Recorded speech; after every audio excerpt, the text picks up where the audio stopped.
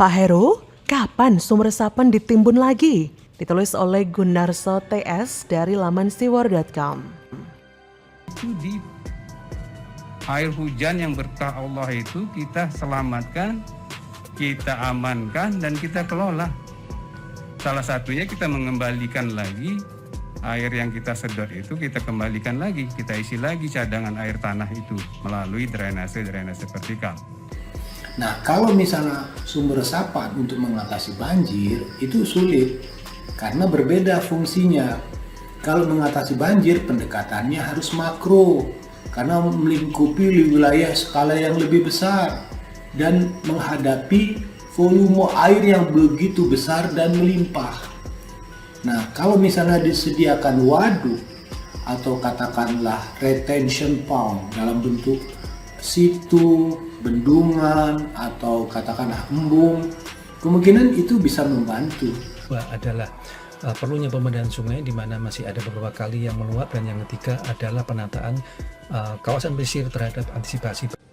Konsep misalnya normalisasi Kali Ciliwung kan bisa membersihkan, bisa mendalamkan nanti dengan teman-teman stakeholder yang lain, TNI, Polri, kan kita bisa mengeruk seperti tahun 2015 yang lalu kan saya bersama Pak Jokowi, waktu itu beliau gubernur, kita telusuri Ciliwung itu dari atas sampai, saya ingat tuh sampai ke Kampung Melayu, ya kita keruk, kita bersihkan salurannya, kita dalamkan, dan tidak harus relokasi, tidak harus normalisasi besar-besaran juga.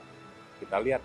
Ditolaknya usulan anggaran sumber resapan di APBD 2022 oleh DPRD membuktikan jika program itu unfaidah untuk mengatasi banjir di DKI Jakarta. Karenanya mumpung Jakarta sudah ganti nahkoda, warga ibu kota bertanya tuh pada PJ Gubernur Heru Budi Hartono, sumur-sumur resapan di banyak jalan di Jakarta kapan ditutup lagi ketimbang merusak pemandangan. Hahaha. Sumur resapan atau sures atau drainase vertikal sesungguhnya bentuk perlawanan Gubernur Anies terhadap teori pemerintah pusat dalam hal mengatasi banjir ibu kota. Jika Kemen PUPR dan para gubernur DKI sebelum-sebelumnya sepakat Kali Ciliwung harus dilebarkan dan diperdalam atau dikeruk, Gubernur Anies punya pendapat berbeda. Katanya selama tak ada pengendalian aliran air dari selatan, maka upaya apapun yang dilakukan Jakarta untuk mengatasi limpahan air itu tidak mungkin bisa berdampak signifikan.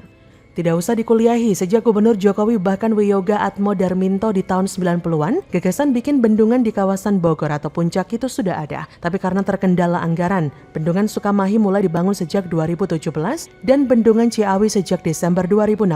Dan kini kedua bendungan tersebut sudah hampir selesai. Maka maksud Kementerian PUPR dan Gubernur Ahok tentunya sambil menunggu selesainya kedua bendungan di daerah Puncak itu, Jakarta berbenah dengan melebarkan atau menormalisasi Kali Ciliwung. Dan Ahok sudah berhasil mengerjakan sepanjang 16 km dari target 33 km. Sisanya yang 17 km menjadi tanggung jawab Gubernur Anies Baswedan. Tapi sayang, 1000 kali sayang, Gubernur Anies ogah mengerjakan programnya gubernur pendahulunya. Apaan dinormalisasi? Lebih baik dinaturalisasi. Setidaknya ini karena mengikuti saran sejarawan J.J. Rizal. Apa itu naturalisasi? Apa ada hubungannya dengan urusan kewarganegaraan? Jawabannya sama sekali tidak, sebab yang dimaksudkan dengan naturalisasi versi Gubernur yaitu mengembalikan tebing atau bibir kali jadi lebih alami dengan pepohonan. Caranya pinggir kali dipasangi bronjong batu lalu ditanami pohon pelindung. Ketika pohon telah besar, akar-akarnya akan menjadi penguat tanggul-tanggul tersebut. Tapi Anies itu lupa, jika sampai jabatan habis pohon itu mustahil sudah tumbuh rindang. Kata Gubernur, dengan cara demikian curah hujan langsung dimasukkan ke bumi. Ini namanya sunatullah. Jika dimasukkan ke gorong-gorong raksasa dan dialirkan ke laut, itu nggak benar. Jakarta telah salah mengambil keputusan, kata Gubernur dulu. Padahal faktanya kemudian justru warga Jakarta salah mengambil gubernur.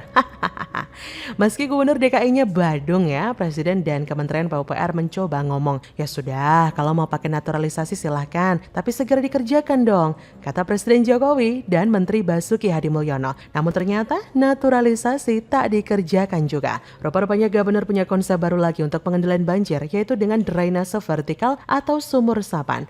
Pasca mendebat Menteri PUPR awal Januari 2020, ditargetkan tahun 2020 itu juga dibangun sures sebanyak 3.000 buah lebih lebih dengan anggaran 70 miliar. Kecuali Jakarta Utara yang kondisi lahannya rendah, 4 wilayah DKI Jakarta kebagian terutama jalan-jalan raya. 2021 anggaran 441 miliar digelontorkan ya, tapi sampai November di tahun yang sama baru tercapai ada 16.035 buah.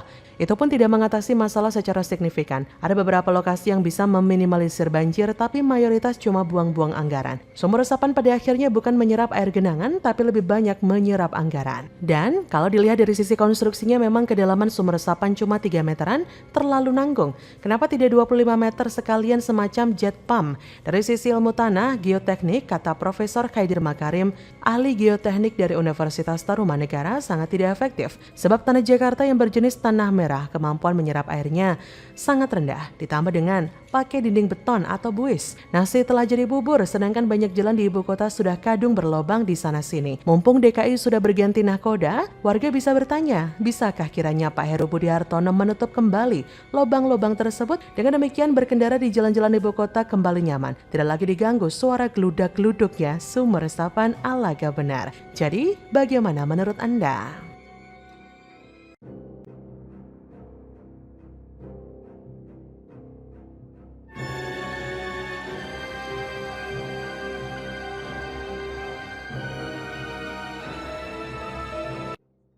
Terbongkar pasca lengser, triliunan APBD DKI berhamburan di era Anies, hibahkan 2,84 triliun untuk ormas, tapi lucunya pinjam 180 miliar untuk Formula E. Duit rakyat DKI habis gak bersisa. Kali korupsi di DKI kali ini. Tuntaskan, selesaikan, jangan sisakan sedikit pun korupsi-korupsi yang ada, tidak hanya di DKI, tapi juga di Indonesia ini. Menuju Indonesia bebas korupsi. Teman-teman dari berbagai ormas yang mengajak silaturahmi, saya sendiri tidak mengira jumlahnya sebanyak ini. Ketika teman-teman menyampaikan ingin silaturahmi, lebih ngobrol-ngobrol, yuk kita ngobrol di rumah. Sehingga sore ini kemudian saya menyambut mereka dan kita ngobrol panjang karena ini adalah teman-teman yang bekerja bersama selama 5 tahun terakhir. Stabilitas publik, bagaimana anggaran itu kan berasal dari APBD yang bersumber dari uang masyarakat, uang rakyat, kira-kira begitunya. Sehingga masyarakat membutuhkan pertanggungjawaban ini seperti apa. Nah itu yang sampai ini yang terakhir ya tentu dalam sisi pengelolaan, bagaimana pengelolaan itu sendiri selama ini. Nah ini sebenarnya persoalan-persoalan yang masih belum memperoleh jawaban sehingga publik mempertanyakan, kemudian timbullah istilahnya pro kontra lah ya, bukan kegaduhan tapi pro kontra, di mana dana hibah itu fungsi dan kemanfaatnya seperti apa itu. Bersyukur, bahkan ini adalah dana kita semua dan dengan banyaknya mata yang ikut melihat, maka insya Allah dana ini akan bisa dipakai lebih banyak untuk kepentingan warga. Jadi saya malah makin bersyukur dan kita nanti akan pembahasan masih jalan. Ini belum selesai, jadi dengan pembahasan masih jalan, makin banyak yang melihat, insya Allah makin baik. Seperti dilansir dari laman Katalogika, ajaib, di 2019 Anies pinjam dana Bank DKI 180 miliar rupiah untuk komitmen fee Formula E. Di tahun 2020, ternyata 2,84 triliun dana APBD dihibahkan untuk ormas dan yayasan. Seperti dilansir dari data website e-Hibah Bansos DKI Jakarta, menyebutkan tahun 2020, Pemprov DKI menyalurkan dana hibah 2,84 triliun untuk 252 ormas dan yayasan yang terdaftar di DKI. Padahal di tahun sebelumnya, yaitu 2019, Pemprov DKI harus meminjam 180 miliar rupiah dana Bank DKI untuk membayar komitmen fee pada Formula E. Dana APBD yang dihibahkan ke ormas dan yayasan di 2020 terbilang cukup fantastis, 2,84 triliun rupiah. Uang pajak warga Jakarta begitu mudah dihambur-hamburkan Anies. Sementara saat membayar komitmen fee seakan Anies tak mampu membayar hingga nekat meminjam dana Bank DKI sebanyak 180 miliar. Jadi tanda tanya besar bukan? Dan lebih edannya lagi, 2021, Pemprov mengajukan pinjaman kepada Bank DKI untuk memulihkan Ancol sebesar 1,2 triliun rupiah yang kini melambung menjadi 1,4 triliun karena bunga dan denda. Selalu dikatakan Anies bebas dari tindak pidana korupsi atau memperkaya pihak lain. Yang pasti, dana hibah triliunan untuk ormas dan yayasan harus dijelaskan pada warga Jakarta, si empunya APBD.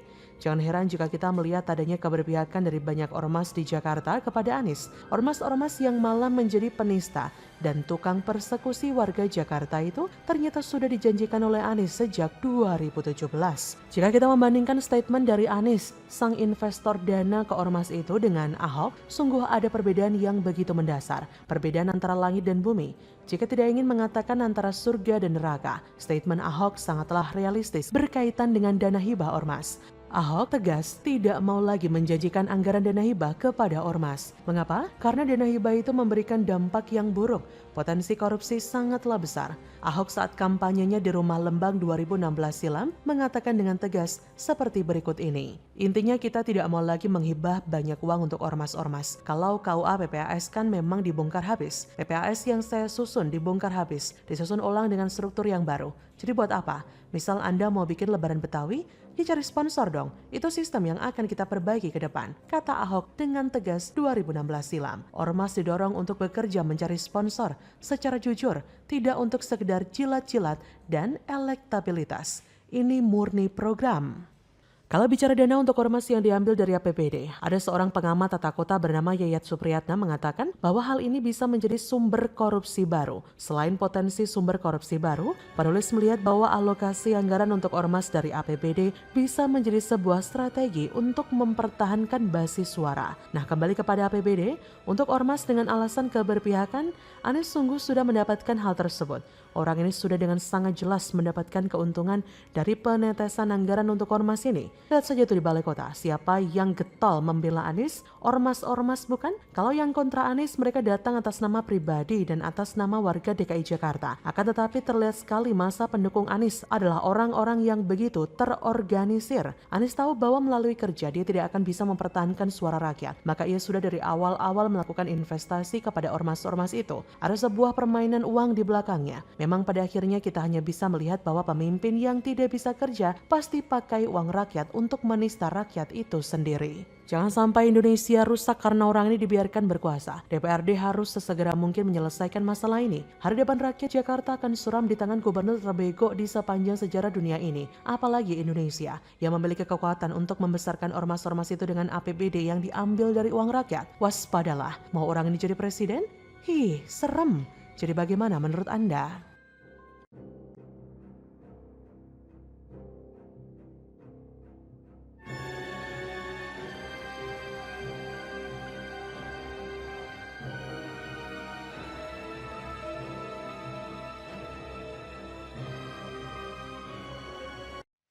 Kadrun olok-olok kinerja Heru yang masih seminggu, ini baru seminggu aja bisa ngalahin Anies yang 5 tahun, Drun. Rangkul Pangdam dan Kapolda,